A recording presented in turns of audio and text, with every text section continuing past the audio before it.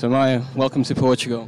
Hello, thank you. It's my first time here. Oh, so what do you think of it so far? I don't know, it's pretty. The hotel's really nice. But this place is really nice. I like it, yeah. Did you Lounging around. have you checked the river yet? No, I see everybody camping. I think I'm going to wait for after my show, then I could go and get some work. Get fucked up.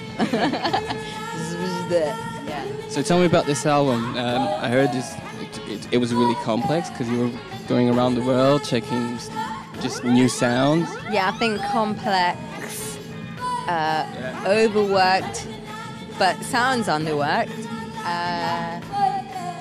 Yeah, it's kind of like It's just complex. It's a bit complex actually compared to how Arula was put together. It's like making one big layered cake and like a marble cake or whatever. And I don't know, I just kept going because I believed in artistry. So Yeah, tell me that trip in India that was like the thing, right? Like the moment for you.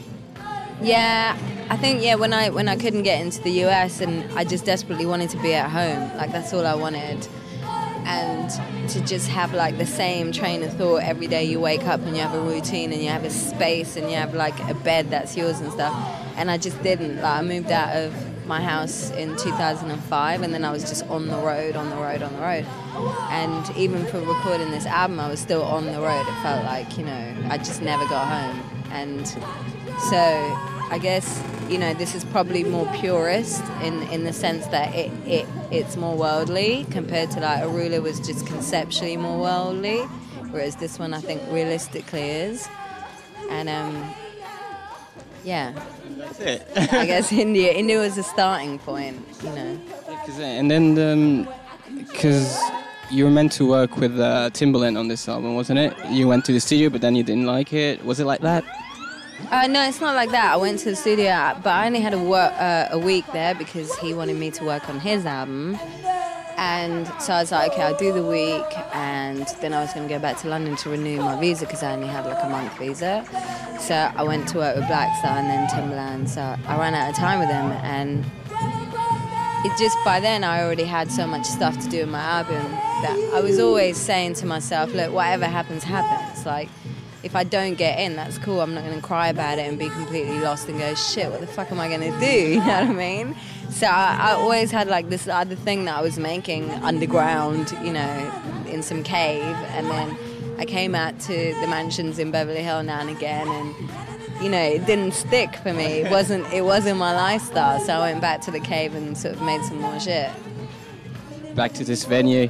It's the 15th anniversary of this festival, and it's known for being really alternative, and it's like a springboard for you're not newcomers, but newcomers for us Portuguese. So it's gonna be up, in Portugal in the market. Every single band that comes here just grows and grows. So expectations for the gig tonight. I don't know. I think it's really interesting that I'm playing with Pete. Baby Shambles, and I could just totally feel the vibe. My band's walking around dressed in black. Everyone's like, ugh. I think the vibe is like spreading. But I don't know. It's an interesting festival and a slot for me. You know what I mean? It's kind of like I know the New Young Pony Club are playing now, and I'm kind of in that dancey thing. But yeah, I always feel sort of like slightly weird in festivals, like. I need a guitar. You know what I mean? I think. Do you really feel that?